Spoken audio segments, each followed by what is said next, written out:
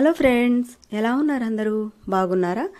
ఈరోజు మన వీడియోలో మల్లి చెట్టుకున్న మొగ్గలు అనేటివి విచ్చుకోకుండా ఎండిపోయి రాలిపోతుంటాయి. దీనికి గల కారణాలేంటి, ఆ కారణాలేంటి తెలుసుకొని ఆ ప్రాబ్లంని మనం ఏ విధంగా సాల్వ్ చేసుకోవాలో ఈరోజు మన వీడియోలో తెలుసుకుందాము. ఇలా ఎండిపోయి రాలిపోవడానికి ఫస్ట్ రీజన్ ఏంటో తెలుసుకుందాం. ఈ ప్లాంట్ని చూడండి, దీనికి ఉన్న మొగ్గ చూడండి ఎంత హెల్దీగా చాలా బాగుంది కదా.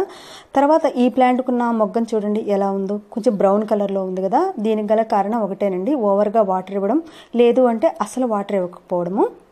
మన మల్లె చెట్టుకున్న సాయిల్ అనేది ఎప్పుడు కూడా మాయిశ్చరైజింగ్గా ఉండాలండి. అలా అని ఓవర్గా ఉండకూడదు, అలా అని ఫుల్గా డ్రైగా ఉండకూడదు అనమాట. సో మాయిశ్చరైజింగ్గా మాత్రం ఉండాలి దాని సాయిల్. లేదు అంటే దీని మొగ్గలు అనేటివి ఇలా అవుతాయి. నేను ఒకసారి చూపిస్తాను చూడండి దీని సాయిల్ ఏ విధంగా ఉన్నదనేది.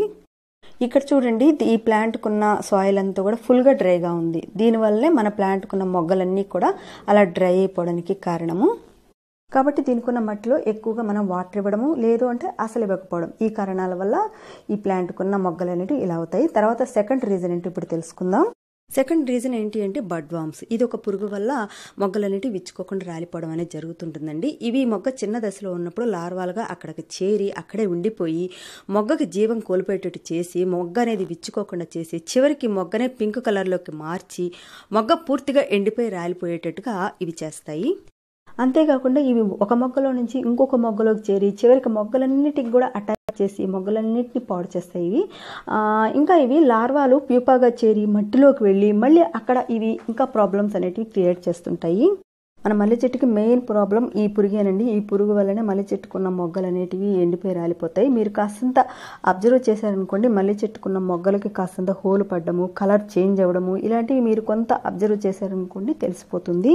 మన మల్లె చెట్టుకి ఎక్కువగా డిసీజెస్ అనేటివి సాయిల్ నుంచి అటాక్ అవుతుంటాయండి. కాబట్టి ఈ సాయిల్లో ఒక 2 స్పూన్స్ లేదు అంటే 1 స్పూన్ 15 డేస్కి ఒకసారి మనం వేస్తూ ఉన్నట్టయితే ఇలాంటివి చాలా వరకు రాకుండా మనం దూరం చేసుకోవచ్చు. దాంతోపాటుగా మనం నీమ్ ఆయిల్ కూడా స్ప్రే చేస్తూ ఉండాలి. నీమ్ ఆయిల్ ఏ విధంగా స్ప్రే చేయాలి అంటే, ఒక 5 ml తీసుకున్నాం అనుకోండి నీమ్ ఆయిల్, దానికి 1 లీటర్ అనేది యాడ్ చేయాలి. దాంతోపాటుగా కొంచెం హ్యాండ్ వాష్ అనేది దాంట్లో వేసి మొత్తం మిక్స్ చేసి 15 డేస్కి ఒకసారి మనం నీమ్ ఆయిల్ స్ప్రే చేస్తూ ఉన్నట్టయితే చాలా వరకు ఇలాంటి పురుగులు కానీ క్రిమికీటకాలు అనేటివి మన ప్లాంట్ వైపుకి అసలు రావు.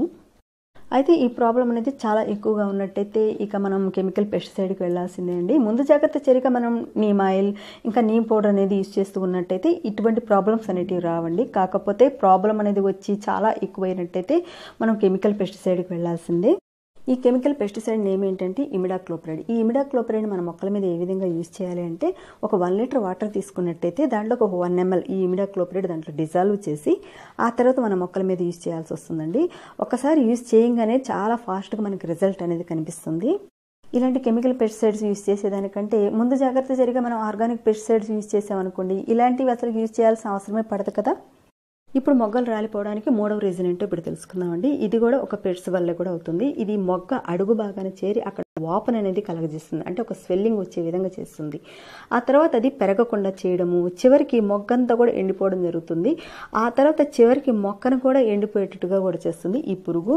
సో ఇలాంటివన్నీ కూడా ముందు జాగ్రత్తగా మనం కొంచెం చూసుకొని జాగ్రత్తగా అప్పుడు మనం నీమ్ పౌడర్ కానీ లేదు అంటే నీమ్ ఆయిల్ని ఇలాంటివి మనం స్ప్రే చేస్తూ ఉన్నాం అనుకోండి, ఇలాంటివి ఏవి కూడా అటాక్ చేయకుండా ఉంటాయి.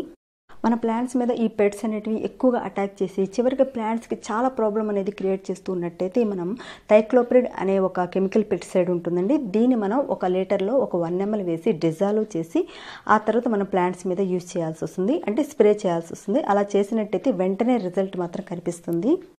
చూశారు కదండి, ఈ 3 కారణాల వల్ల మన ప్లాంట్స్కున్న మొగ్గలు విచ్చుకోకముందే ఎండిపోతాయని.